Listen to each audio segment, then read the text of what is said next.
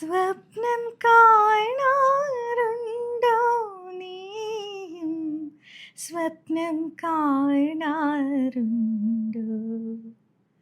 നിങ്ങൾക്കൊരു കാര്യം അറിയൂ, ഞാൻ ഇന്നലെ ഒരു സ്വപ്നം കണ്ടു. ഒരു അടിപൊളി സ്വപ്നം. ഞാൻ ഒറ്റയ്ക്ക് മാൽദീവ്സിൽ സൺബാത്തൊക്കെ കൊണ്ടിട്ട് ഒരു ഇളനീരൊക്കെ കുടിച്ചിങ്ങനെ കിടക്കുക സുഖമായിട്ട്. ഞാൻ ഒറ്റയ്ക്ക്, ഹസ്ബൻഡും ഇല്ല, പിള്ളേരും ഇല്ല. ഈ രാവിലെ എണീറ്റ ഉടനെയുള്ള എടി എൻ്റെ ഫോൺ എവിടെ, എൻ്റെ ബെൽറ്റ് എവിടെ, ഇങ്ങനത്തെ സൗണ്ട് ഒന്നുമില്ല.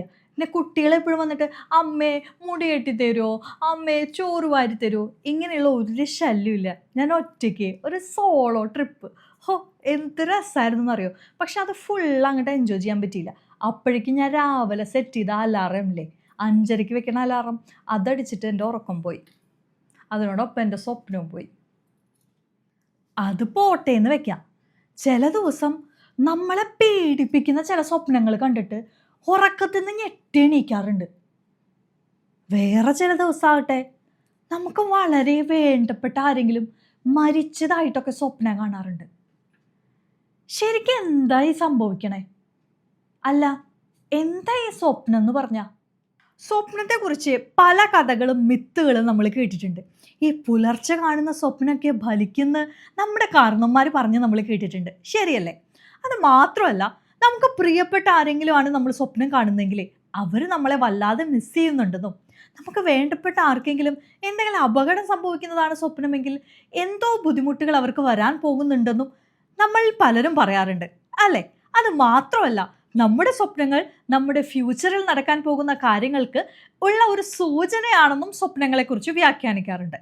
എന്നാൽ യഥാർത്ഥത്തിൽ എന്താണ് ഈ സ്വപ്നം? അതിൻ്റെ സയൻറ്റിഫിക് വശത്തെക്കുറിച്ച് നമുക്ക് നോക്കാം. നമ്മളെപ്പോഴും പറയാറില്ലേ, ഉറങ്ങുന്ന സമയത്ത് നമ്മുടെ ബോഡി റെസ്റ്റ് എടുക്കാമെന്ന്. പക്ഷേ യഥാർത്ഥത്തിൽ നമ്മുടെ ബോഡി ഫുള്ള് റെസ്റ്റ് എടുക്കുന്നുണ്ടോ? ഇല്ല. ആ സമയത്തും നമ്മുടെ ബ്രെയിൻ വർക്കിംഗ് ആണ്. നമ്മുടെ ഈ ഓൾഡ് മെമ്മറീസിനൊക്കെ ക്ലിയർ ചെയ്ത് ആവശ്യമുള്ള മെമ്മറീസിന് പ്രോപ്പറായിട്ട് സ്റ്റോർ ചെയ്ത് നമ്മുടെ സ്ട്രെസ്സൊക്കെ കുറച്ച് നമ്മുടെ ന്യൂറൽ കണക്ഷൻസിനൊക്കെ റിപ്പയർ ചെയ്തിട്ട് നമുക്ക് പുതിയ ക്രിയേറ്റീവായിട്ടുള്ള തോട്ട്സ് നൽകിക്കൊണ്ടിരിക്കുകയാണ് നമ്മുടെ ബ്രെയിൻ. ആ സമയത്ത് നമ്മുടെ ഉള്ളിലുള്ള ചില വിഷസും നടക്കാതെ പോയ ചില സംഭവങ്ങളും നമ്മുടെ ചില പേടികളും എല്ലാം നമ്മുടെ ബ്രെയിൻ ഷഫിൾ ചെയ്തുകൊണ്ടേയിരിക്കും.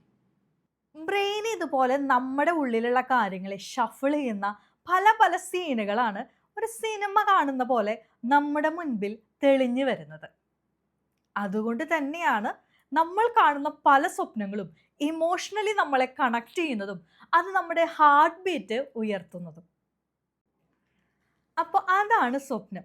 ഇനി അടുത്ത തവണ സ്വപ്നം കാണുമ്പോൾ അത് നമ്മുടെ ബ്രെയിനിൻ്റെ ഒരു കുഞ്ഞു കുട്ടിക്കളിയായിട്ട് മാത്രം കണ്ടാൽ മതി. ഇനി മറ്റൊരു ടോപ്പിക്കുമായി വീണ്ടും വരാം. Till then bye.